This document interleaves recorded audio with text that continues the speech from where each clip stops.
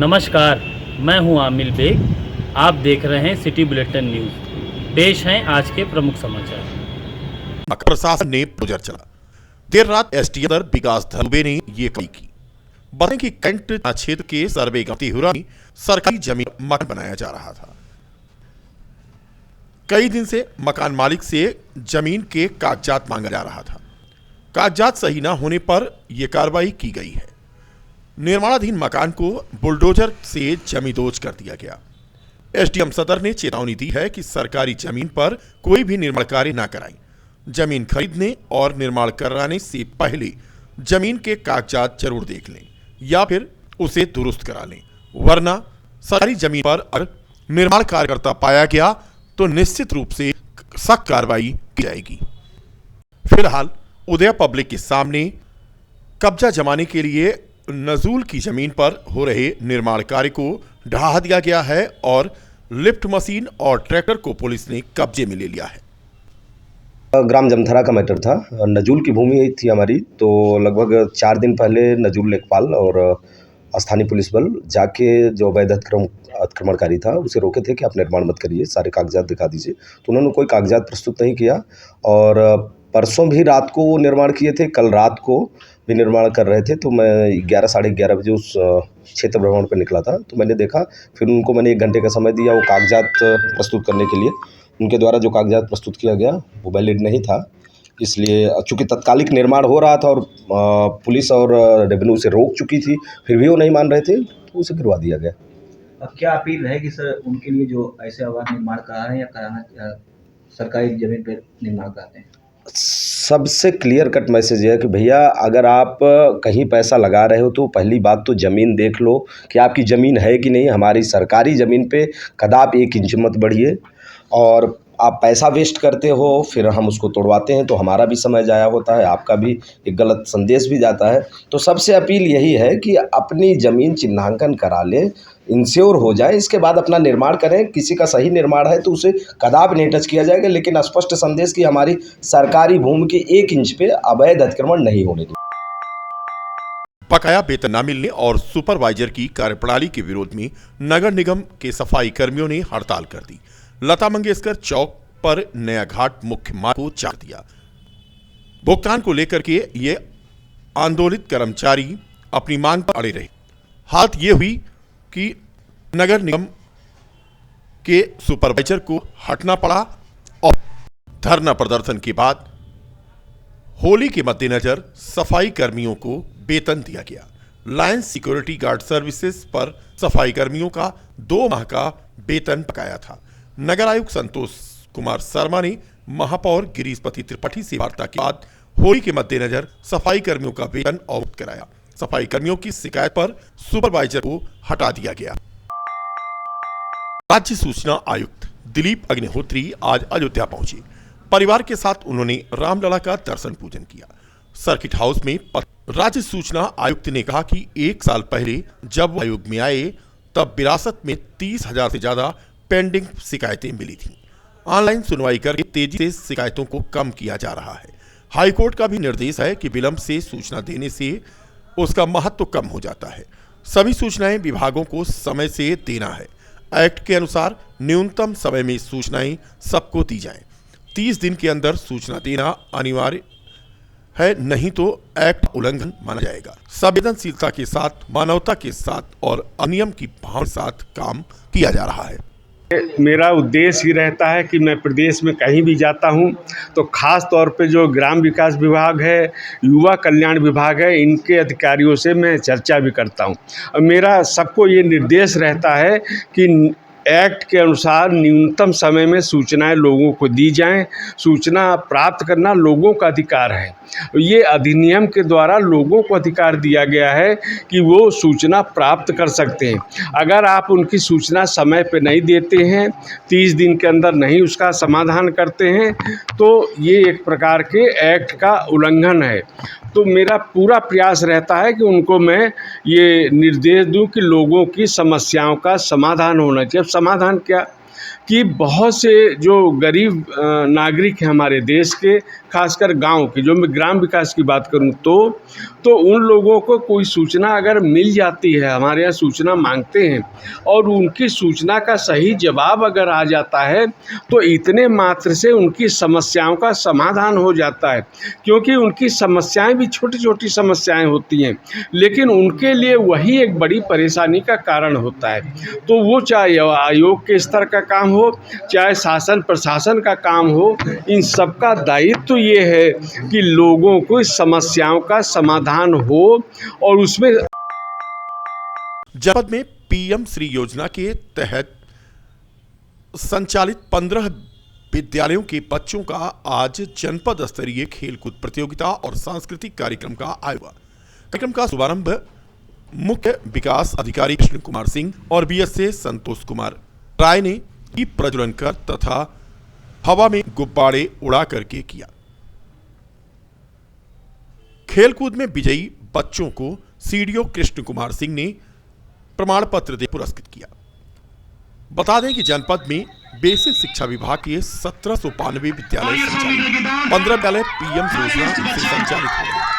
सभी school model school की तरह ही विकसित हैं। सरकार का उद्देश्य पठन पाठन के साथ साथ सर्वांगीण विकास के लिए खेलकूद और सांस्कृतिक कार्यक्रम कराना है। पीएम श्री के स्कूल के बच्चे प्राइवेट स्कूल में जाते हैं और उनके बच्चों के साथ कोऑर्डिनेशन करके एक दूसरे से सीखते हैं। करके जनपद में पीएम श्री योजना से संचालित 15 विद्यालयों के बच्चों की आज खेलकूद प्रतियोगिता संपन्न हुई और खेलकूद प्रतियोगिता के बाद सीडीओ कृष्ण कुमार सिंह, जिला बेसिक शिक्षा अधिकारी संतोष कुमार राय ने प्रमाण पत्र देकर के उन्हें सम्मानित किया। बता दें कि यह आयोजन भीमराव अंबेडकर राज्य विद्यालय क्रीड़ा संस्थान में हुआ। हमारे टोटल 1792 स्कूल हैं, जिसमें 15 स्कूल पीएम श्री स्कूल के रूप में संचालित हैं और ये स्कूल न्यू एजुकेशन पॉलिसी में मॉडल स्कूल के रूप में विकसित किए जा रहे हैं। आज 15 स्कूल जो पीएम श्री स्कूल हैं उनकी खेलकूद प्रतियोगिता और सांस्कृतिक कार्यक्रम है। इसमें उन 15 स्कूलों के विभिन्न प्रतियोगिताओं में बच्चे पार्टिसिपेट कर रहे हैं और आपने अभी देखा कि बच्चों ने खेलकूद में प्रतिभाग किया है। और हमारा उद्देश्य ये है कि पठन पाठन के साथ साथ बच्चों के सर्वांगीण विकास के लिए खेलकूद और सांस्कृतिक जो कार्यक्रम है ये भी विद्यालयों में लगातार संचालित रहते हैं। इस प्लेटफॉर्म के माध्यम से बच्चों को एक बेहतर मंच मिल रहा है ताकि वो यहाँ पे आकर के अपनी प्रतिभा को दिखाएंगे तथा बच्चे आगे बढ़ेंगे। और क्या बेहतर करने के लिए कोशिश है? बाकी पीएम श्री स्कूलों में हम लोग ऑपरेशन कायाकल्प के साथ साथ इंफ्रास्ट्रक्चर पे भी अलग से भी काम कर रहे हैं। इन बच्चों को प्राइवेट जो हमारे कॉन्वेंट स्कूल हैं उनके साथ कोऑर्डिनेशन बनाए रखने के लिए आपस में ट्रेनिंग कराई जा रही है। ये बच्चे हमारे प्राइवेट स्कूलों में जाते हैं, प्राइवेट स्कूल के बच्चे पीएम श्री स्कूलों में आ रहे हैं ताकि एक दूसरे से सीख सकें और टीचर्स को भी लगातार ट्रेनिंग दी जा रही है कि उनका कमिटमेंट और मोटिवेशन अच्छा रहे इन बच्चों के लिए, ताकि होलिस्टिक डेवलपमेंट बच्चों। लोक जनशक्ति पार्टी रामविलास के कार्यकर्ताओं की एक बैठक प्रेस क्लब में हुई। बैठक में मंडल के कार्यकर्ता, पदाधिकारी और प्रदेश के पदाधिकारी शामिल हुए। कार्यक्रम के मुख्य अतिथि प्रदेश अध्यक्ष अरुण कुमार पासवान रहे। कार्यक्रम का संचालन जिलाध्यक्ष सरबजीत कोरी किया। कार्यक्रम की अध्यक्षता जिला उपाध्यक्ष जगदीश वर्मा ने किया। कार्यक्रम संयोजक मंडल अध्यक्ष राजेश्वर प्रसाद शुक्ला रहे। इस मौके पर प्रदेश अध्यक्ष अरविंद कुमार पासवान ने कहा कि जनपद में कार्यकर्ताओं एवं अधिकारियों का शीघ्र गठन कराते हुए मजबूती पर दिया जाए। जन जन राज्याध्यक्ष और केंद्रीय मंत्री चिराग पासवान की विचारधारा को पहुंचाए जाने की भी उन्होंने अपील की। साथ ही साथ उन्होंने कहा कि सदस्यता अभियान चला करके लाखों कार्यकर्ताओं को पार्टी से जोड़ा जाए।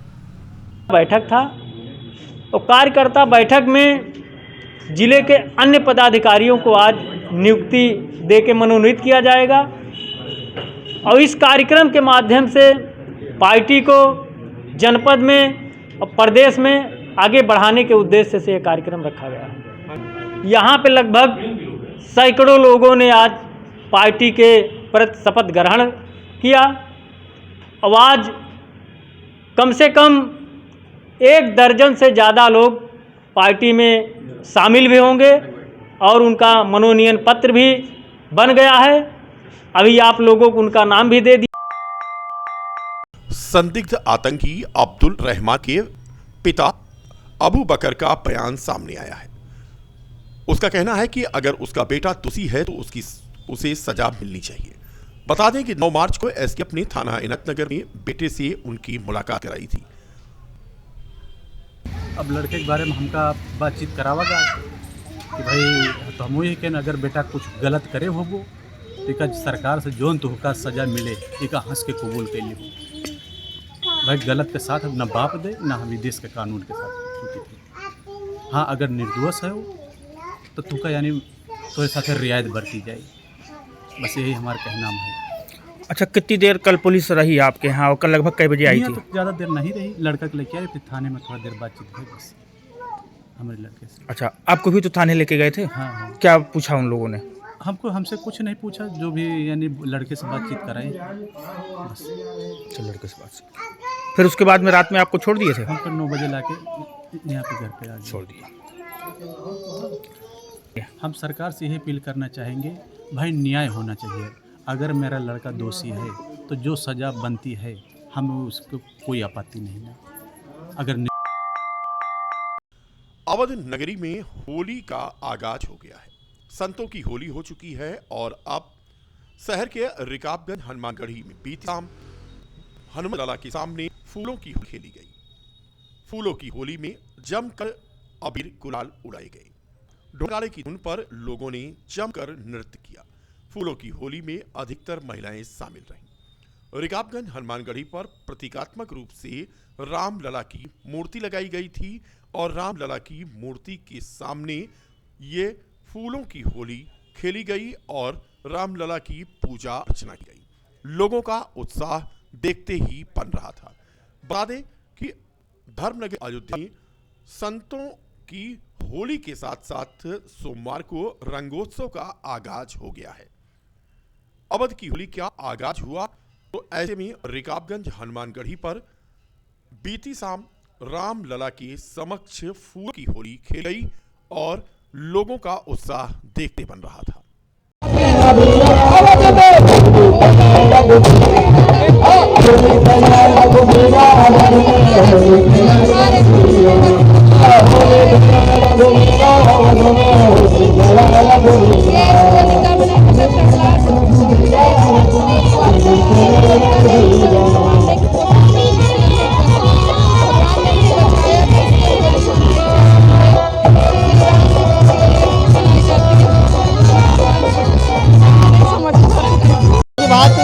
इस बार भी अयोध्या में भगवा होली एकादशी होली को पर्व मनाई जा रही है। फूलों की होली सिद्ध पीठ श्री हनुमानगढ़ी मंदिर रिकाबगंज अयोध्या में बहुत धूमधाम से आज भगवा होली मनाई जा रही है।